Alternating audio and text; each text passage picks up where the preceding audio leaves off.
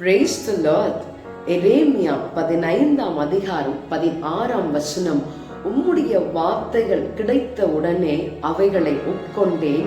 உம்முடைய வார்த்தைகள் எனக்கு சந்தோஷமும் என் இருதயத்துக்கு மகிழ்ச்சியுமாயிருந்தது. சேனைகளின் தேவனாகிய கர்த்தாவே, உம்முடைய நாமம் தரிக்கப்பட்டிருக்கிறது என்று சொல்லி நாம் வாசிக்கிறோம்.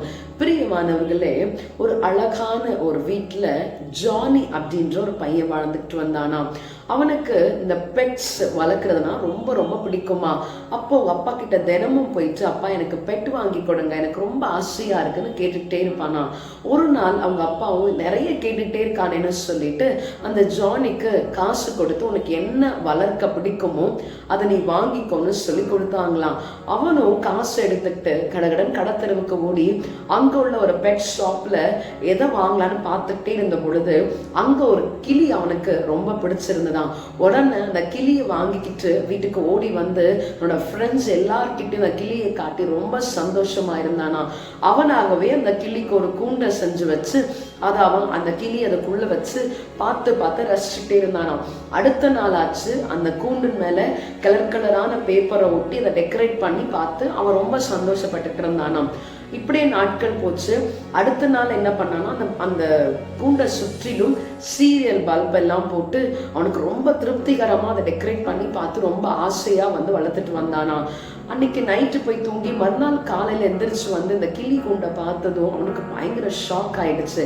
என்னன்னு பார்த்தா கிளி வந்து செத்து போயிட்டு இருந்ததுங்களாம். ஏன் அப்படின்னு பார்த்தீங்கன்னா, அந்த கூண்டை செஞ்சான், அந்த கூண்டை சுத்தி டெக்கரேட் பண்ணா, சீரியல் பாக்ஸ் எல்லாம் போட்டான், நிறைய ஃப்ரெண்ட்ஸ் கிட்ட இன்ட்ரடியூஸ் பண்ணான். ஆனா அந்த கிளிக்கு அவன் செய்ய வேண்டிய ஒரு காரியத்தை அவன் செய்யவில்லை.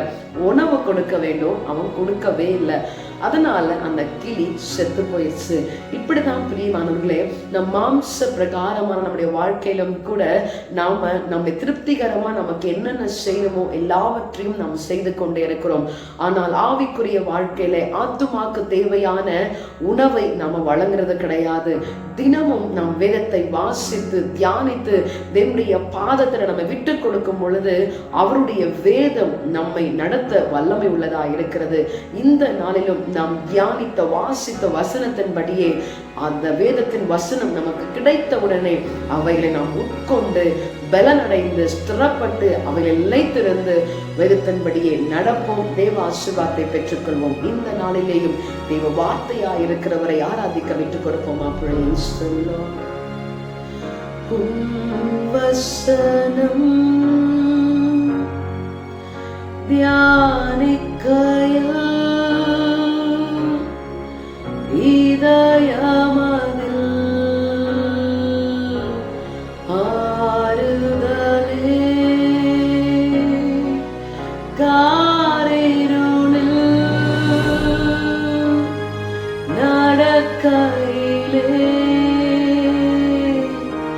தீபமாக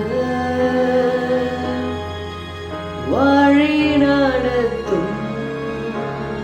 ஆண்டவரே, உடைய வசனம் நாங்கள் தியானிக்கும் பொழுது எங்களுடைய மகிழ்ச்சியும் ஆண்டவரே சந்தோஷத்தையும் கொடுக்கிற உடைய வசனத்திற்காக நாங்கள் நன்றி செலுத்துகிறோம். ஆண்டவரே, அவைகள் நிமித்தம் உடைய நாமத்தை நாங்கள் தரித்து கொண்டு ஒவ்வொரு நாளும் உடைய வேதத்திலே நடக்க, சத்தியத்திலே நடக்க என்னுடைய நடைகளை உறுதிப்படுத்தும் ஆசீர்வதியும். இயேசுவின் நாமத்தில் ஜெபிக்கிறோம் பிதாவே, ஆமென். God bless you. Have a blessed